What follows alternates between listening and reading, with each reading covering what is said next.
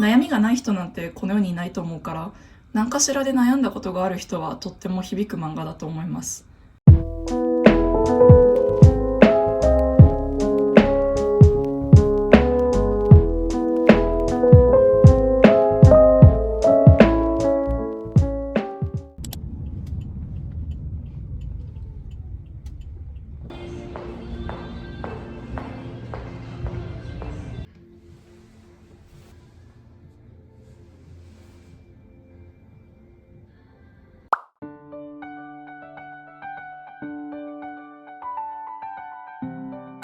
Just a rainy Monday,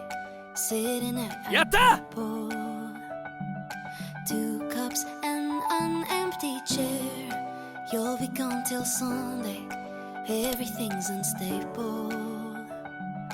I was unprepared. The colors don't look quite the same, and the wind keeps whispering your name. If the world looks different, then it's you to blame. Oh yeah. So I count the minutes, I count the days, I count the stars and all the ways. I feel your touch when you'll be back to stay. Oh yeah. Excellent. Call you every night. I say that I'm alright, but oh, I'm 今日も収まりきらない。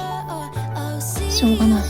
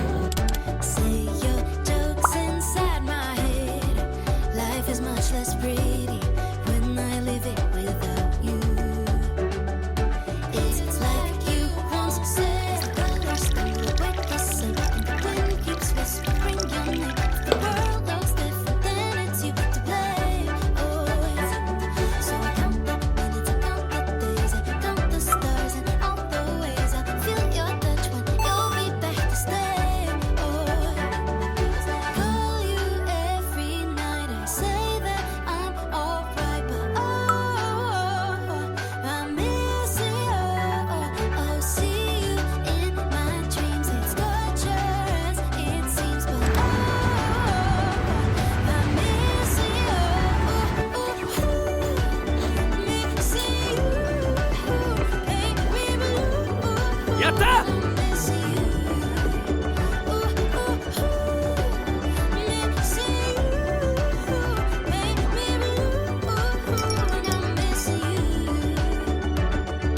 Tell me that you want me, tell me that you need me. Nothing is the same when you are not with me. Ooh, ooh, ooh, ooh, I'm missing you. Tell me that you want me, tell me that you need me. Nothing is the same when you are not with me. Ooh, ooh, ooh, ooh, I'm missing you.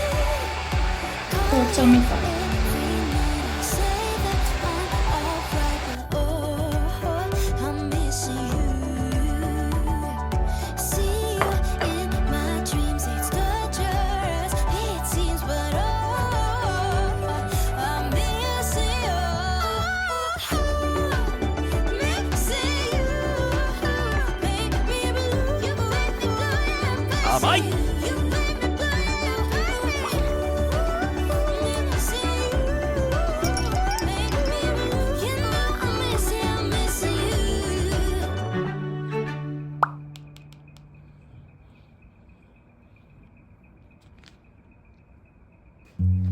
Not a life that I choose. You loosened down my guard, sat right in my heart. 今回も日本の文化とかご飯についてすごく綺麗なタッチで書かれてて、物語が結構核心に迫っていくような展開なんだけど、こういう細々した各地の素敵なものを丁寧に描写してくれるのが私は大好きです。北北西は海外が最初舞台で、アイスランドから始まって今、主人公日本人なんだけど日本にもう一回戻ってきてっていう感じで、スリリングな展開なんだけど、そのスリリングさとこういう美しさというか、親友同士の語らいのシーンとか、お互い好きなものを食べたり最近のことを報告し合ったりっていう穏やかで私たちももしかしたら味わうことがあるかもしれないようなシーンがすごい共存していて、スリリングなシーンは人が死んだりとか主人公が探偵業をしているから、自分の弟が結構大きな事件に関わってるかもしれなくて、それに対する結構胃がキリキリするような展開もあるんだけど、でも他の下地に流れている美しさとか愛情とかがすごい素敵な漫画だなと思います。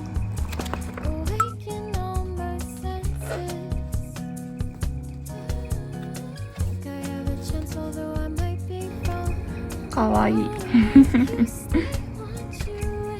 とにかく私はその人のというか舞台になってる地域の、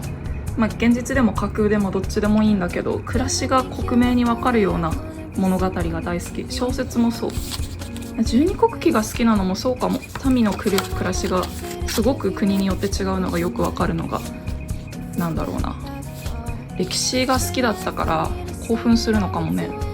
でこれが一番好きな表紙、3巻違う4巻4巻の表紙が一番好き。これはアイスランド人の現地で出会う女の子、ヒロインって言っていいのか分かんないけど、ヒロインの楽器を自分の体のように操れる女の子で、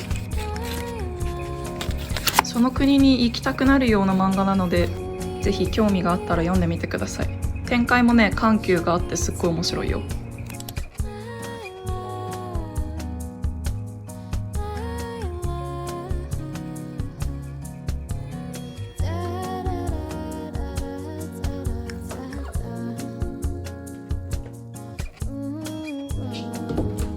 多分多くの人が配給の魅力を語るときに散々言っていることだと思うんだけど、こ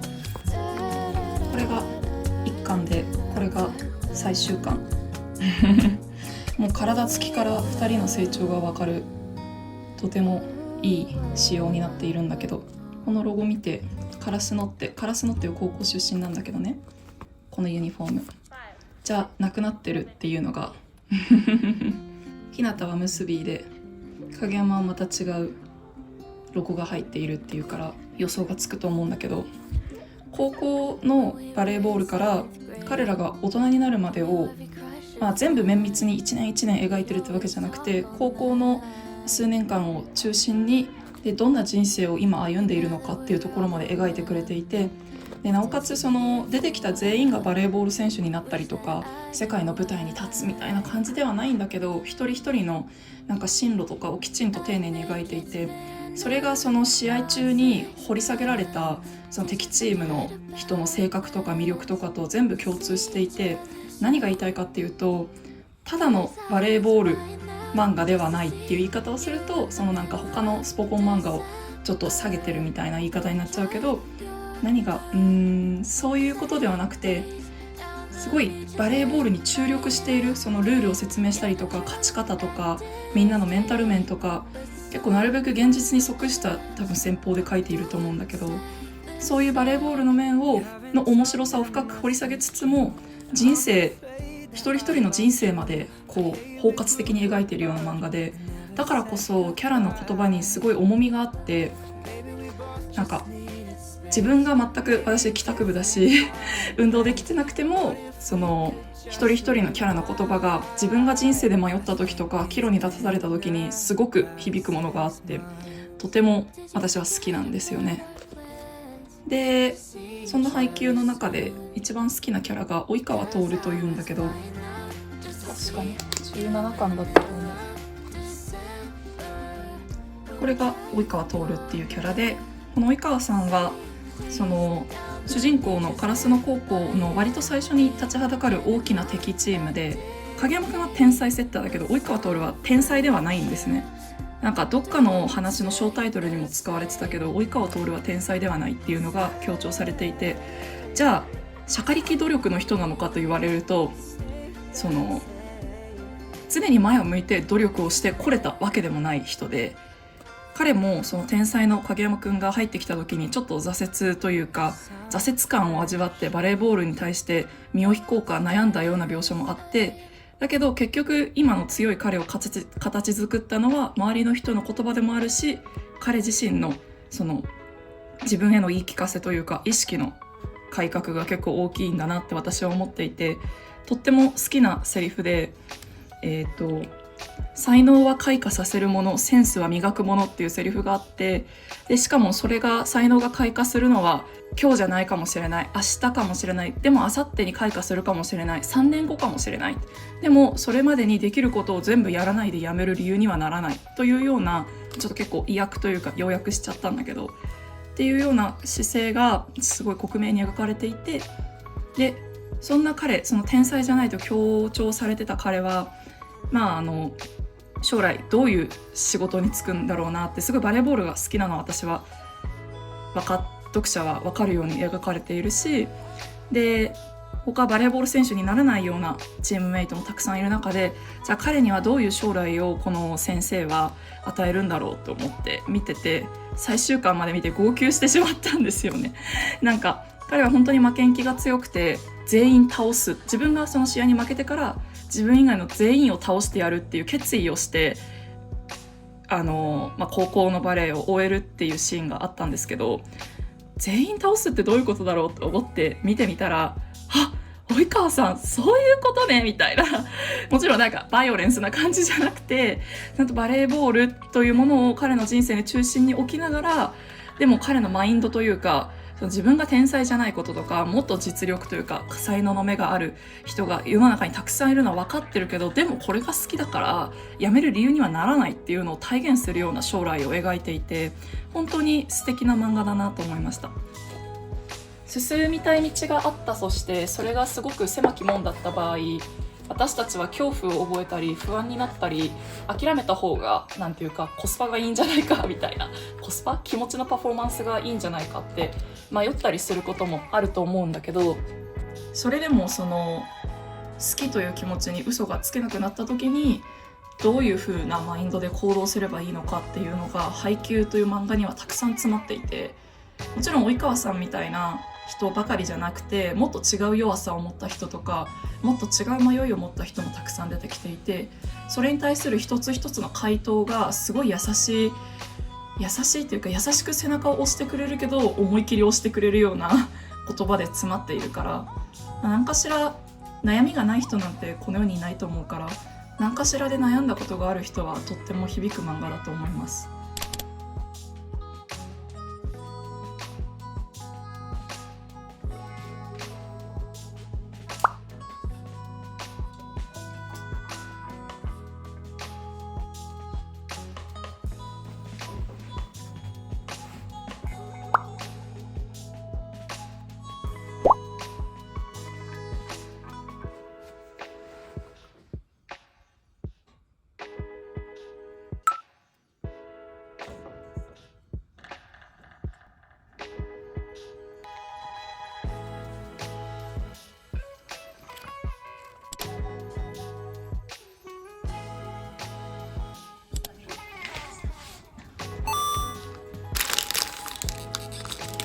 やった。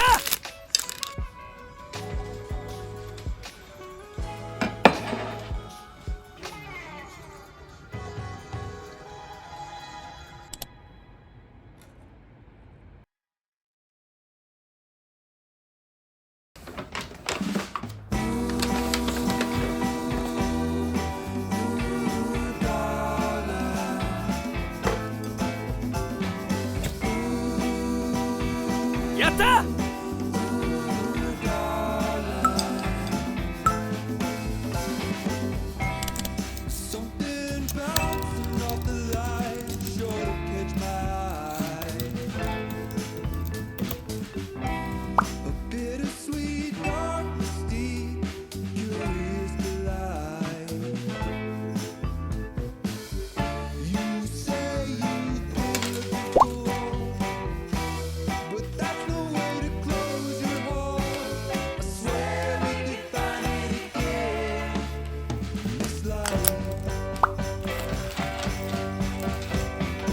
スマホがこっちにある。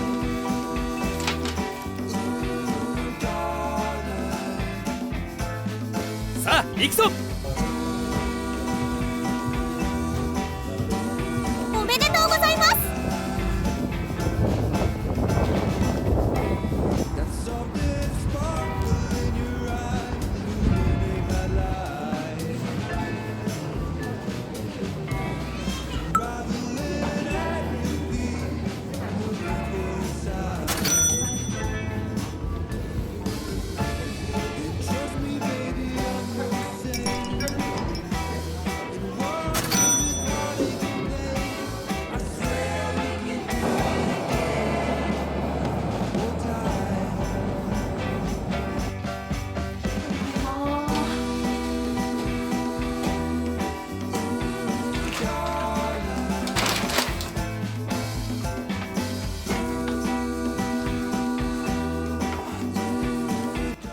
これは全てのレシートを入れし箱。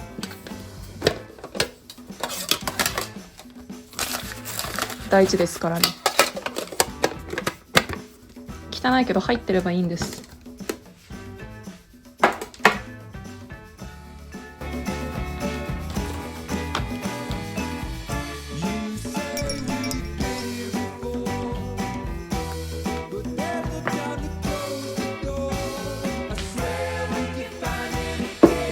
足りるかな。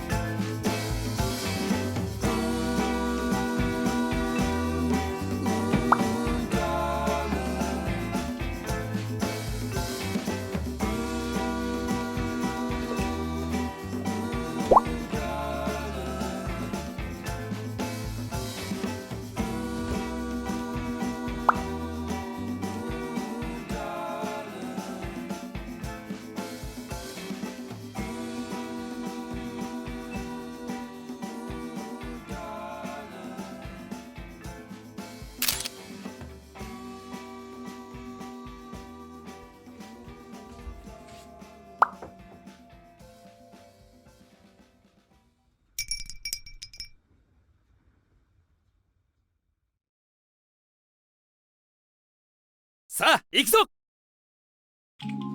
でそんなハイキューの映画が今公開されていて、アニメの続きの試合なので今までの漫画とかアニメを見てないとちょっと分かんないかなと思うんですけど、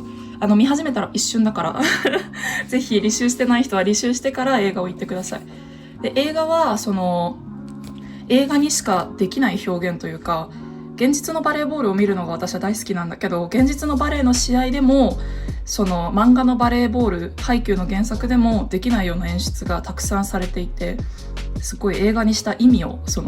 ひしひしと感じさせられる、とてもいい作品だったのでぜひ見てみてください。そんな映画公開に合わせて発売されたのがこのハイキューマガジンというもので、もうご覧の通り現実のバレーボール漫画を意識した